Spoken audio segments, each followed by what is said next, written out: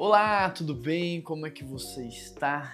Seja bem-vindo ao nosso devocional. Um bom dia para você aí na sua casa. Atos 15, verso 36. E o texto diz assim: Algum tempo depois, Paulo disse a Barnabé: Voltemos para visitar os irmãos em todas as cidades onde pregamos a palavra do Senhor para ver como estão indo.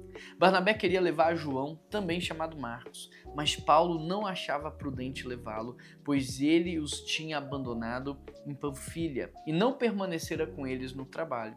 Tiveram uma divergência tão acentuada que até se separaram. Paulo escolheu Silas e partiu, encomendado pelos irmãos.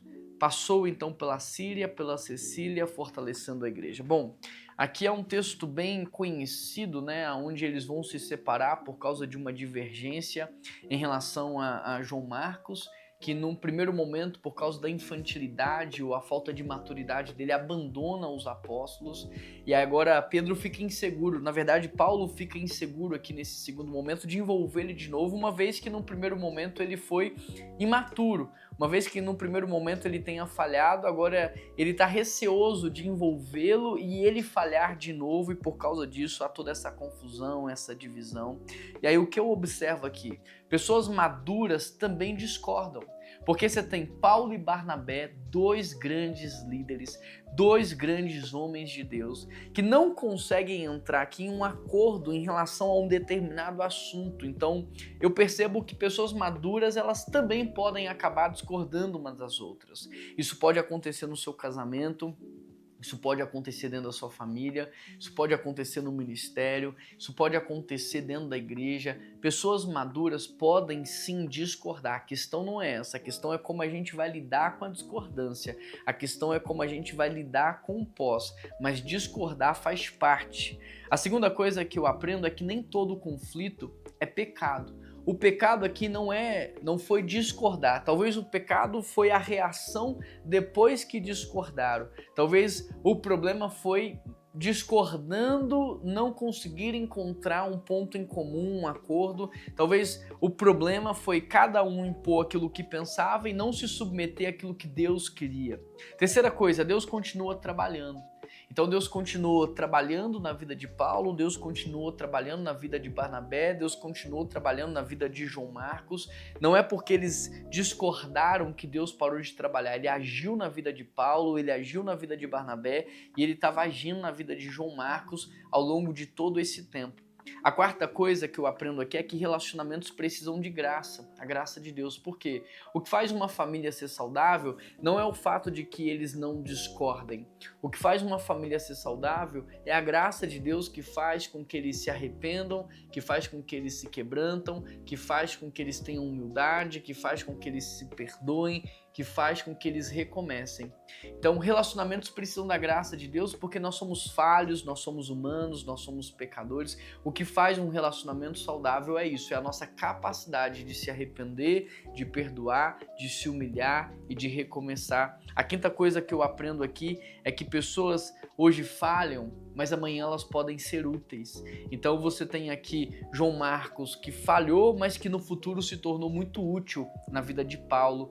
Então hoje, aqueles que estão falhando com você, eles não necessariamente devem ser descartados, porque Deus pode ter planos e te surpreender no futuro em relação ao teu amanhã. Então eu queria que você olhasse para a sua vida agora e pensasse um pouco quais são as discordâncias que estão acontecendo.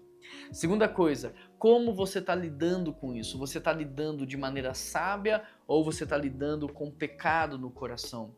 Você está buscando entender o que Deus quer, ou você está querendo impor o que você quer, ou você está ficando com raiva porque o outro não aceita o que você quer? Você está lidando com isso de maneira espiritual ou de maneira carnal?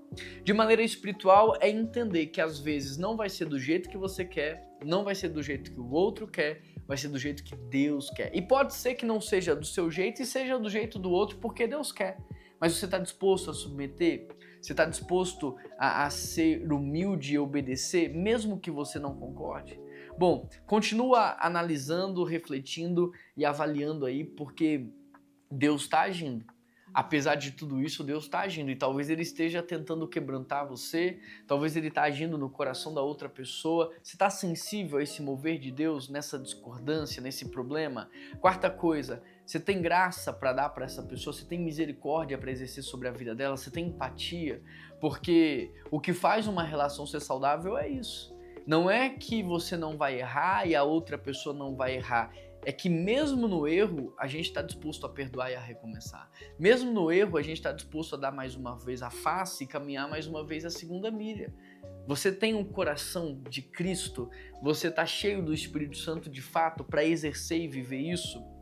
Reflita e analise aí sobre a sua vida, porque pode ser que você esteja pensando em descartar essa pessoa, em anular essa pessoa, mas isso vai ser um grande problema, porque pode ser que Deus queira usá-la amanhã na sua vida, e porque você descartou hoje, você vai perder uma bênção hoje. Você vê, Samuel destrava o futuro de Davi. Sempre um homem destrava a vida de outro porque Deus quer, ele usa assim, ele faz assim. Agora, se Davi rompe com Samuel, se Davi rompe com Jessé, se Davi rompe com aqueles que estão acima dele, possivelmente ele não vai viver o que Deus tem para ele. Toda vez que relações espirituais são quebradas, isso é um prenúncio de uma crise maior, de um problema maior. Então analise e reflita sobre a sua vida para você não desprezar ou descartar aquilo que amanhã vai ser muito útil para você.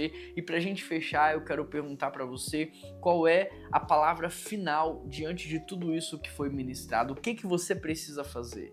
Porque Deus falou com você, mas qual vai ser a sua resposta para Deus? Qual vai ser a sua postura e a sua atitude diante de tudo que você acabou de ouvir aqui neste exato momento? E eu quero orar para que a partir de você, Deus construa relacionamentos saudáveis.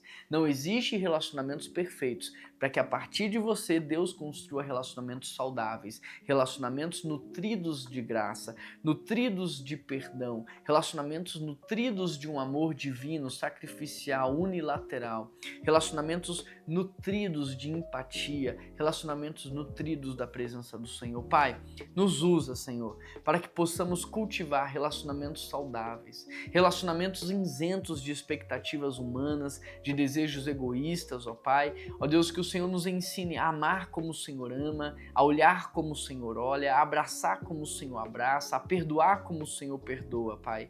Ó Deus, nos usa hoje, ainda hoje, para reconstruir, reparar e restaurar alguma relação que está perdida ou que está se perdendo. Algo que estamos desprezando, Pai, nos ajuda a reparar, a reconstruir, a restaurar. Essa é a minha oração, em nome de Jesus Cristo que eu oro. Amém, amém e amém. Um grande abraço, que Deus te abençoe e até amanhã.